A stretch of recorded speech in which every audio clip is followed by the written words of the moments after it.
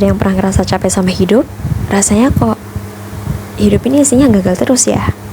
Capek mikirin masa depan nanti gimana, capek sama kerjaan, atau bahkan capek sampai saat ini belum kerja. Kalau ada yang pernah ngerasain itu, kita sama. Karena aku juga pernah ada di fase ini. Assalamualaikum warahmatullahi wabarakatuh. Hai everyone, kenalin, aku Salsabila Esa Syahada, mahasiswa semester 3 Ilmu Komunikasi. Di sini, aku mau bahas sedikit pandangan tentang fase yang sebenarnya banyak banget orang di usia 20-an ngerasain ini. Yes, quarter life crisis. Usia 20-an itu sering disebut sebagai masa transisi. Udah bukan lagi remaja, tapi juga belum sepenuhnya dewasa. Disinilah kita mulai membandingkan pencapaian kita dengan orang lain. Lihat ada yang udah dapat kerja kantoran di perusahaan gede, ada yang udah ngejar S2, atau bahkan udah ada yang nikah. Bikin kita ngerasa kayak, kok aku gini-gini aja ya? Nah, disinilah quarter life crisis itu muncul, mulai membandingkan pencapaian kita dengan orang lain. Kita mulai mikir nih, kayak, kok hidup orang-orang enak-enak ya, orang pada mulus ya. Padahal kita nggak harus buru-buru di dunia ini. Menurut Alexandra Robbins di bukunya The Quarter Life Crisis 2001, fase ini tuh justru penting karena kita bisa melihat diri kita jauh lebih dalam, bahwa gagal itu bukanlah akhir dari segalanya.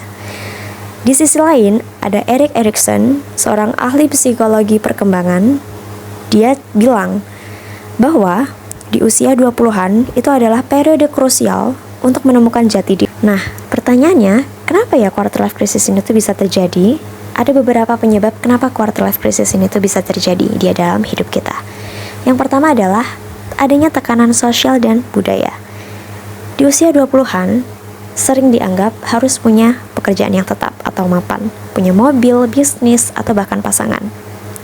Di sini, kita jadi minder nih, mulai membandingkan pencapaian kita dengan orang lain. Padahal yang harus kita ketahui adalah, di dunia ini nggak harus buru-buru.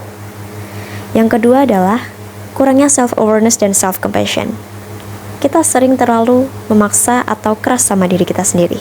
Padahal yang kita perlukan adalah break dulu. Kita tanya sama diri kita sendiri, kita tuh maunya apa, butuhnya apa.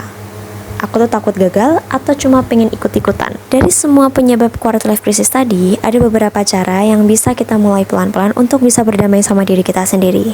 Langkah awal atau langkah pertama yang bisa kita mulai pelan-pelan untuk keluar dari quarter life crisis ini adalah terima dulu dan jangan denial. Menolak perasaan itu justru bikin kita makin stres. Coba untuk beri ruang buat hati kita. Setelah itu kita bisa menerima nih apa yang harus kita lakukan setelah ini. Yang kedua, kita kasih batasan untuk kita membandingkan diri dengan orang lain. Seringkali kita merasa nggak cukup pas kita buka sosial media. Padahal kita nggak tahu nih jatuh bangunnya mereka seperti apa. Karena setiap orang punya timelinenya masing-masing. Sebenarnya nggak scroll 5 menit itu jauh lebih efektif, lebih sehat daripada kita harus memaksakan diri kita sendiri. Dan yang terakhir, coba untuk konsisten sama hal kecil. Yang pertama nih, kayak misalnya bangun tidur lebih awal, nulis jurnal, jalan kaki atau jalan sore gitu ya, nge-gym. Nah, yang dulu hidupnya dipenuhi dengan panduan orang lain, menciptakan panduannya sendiri untuk bisa berdamai sama diri sendiri. So, kalau hari ini masih merasa bingung, belum tahu arah, atau belum sampai kemanapun, it's okay. Quarter life crisis itu bukanlah akhir dari segalanya, tapi awal dari proses kalian menemukan jati diri. So remember, life isn't a race, it's a journey. You don't have to everything figure out right now. Terus jalan aja.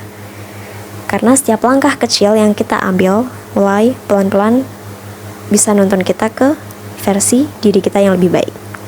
Thank you for listening. Wassalamualaikum warahmatullahi wabarakatuh. Bye.